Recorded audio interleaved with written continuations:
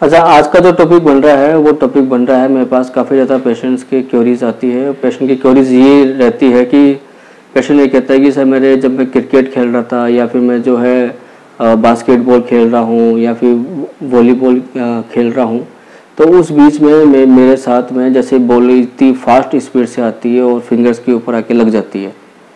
जैसे फिंगर के ऊपर आके लगती है तो सबसे पहला जो जॉइंट होता है फिंगर नेल्स के बिल्कुल पास में, उस पर जाके हिट लगती है। ठीक है, तो वो सडनली उसको इतना फोर्स आता है कि वो सडनली उसको बेंड कर देता है कोई सा फिंगर का। ठीक है ना, ये बहुत कम देखा जाता है कि कोई थंब पर आकर कोई चोट लगी हो।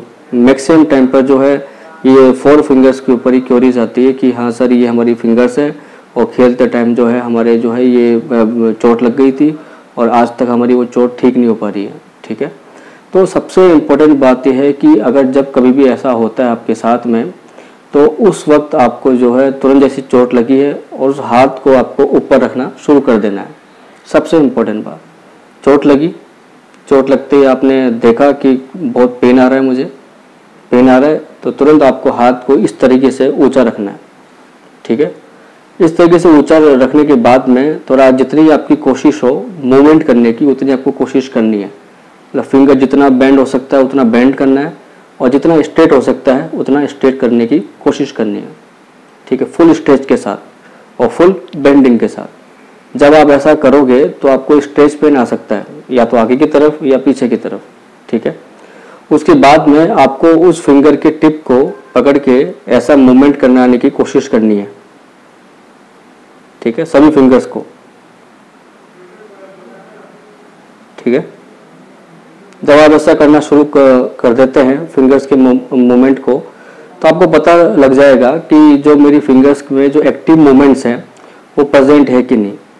और अगर एक्टिव मूवमेंट्स प्रेजेंट नहीं हो रहे हैं, ठीक है, तो इमीडिएट आपको एक एक्सरे कराया।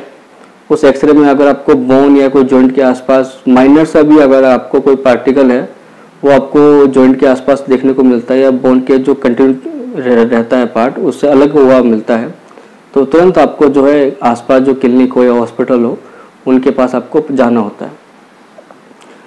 पर फर्स्ट एड के हिसाब से आपको फिंगर्स को ऊपर रखना है और फिंगर के उसी वक्त मूवमेंट करने की कोशिश करनी है।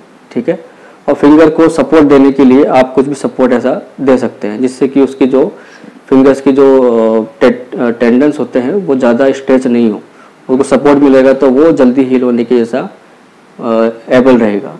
ठीक है, दूसरी बात, अगर चोट आ गई है और आपके आसपास कोई एक्सरे कुछ है नहीं है और आप करना चाहते हैं, आपको काफ़ी पेन भी हो रहा है, स्वेलिंग भी काफ़ी बढ़ गई है, पर आपने जो है हाथ को काफ़ी ऊंचा रखा है और काफ़ी टाइम से रखा है, स्वेलिंग कम भी हो रही है, तो आपको जो है आइसिंग का इस पर ईजिली आप यूज़ कर सकते हो।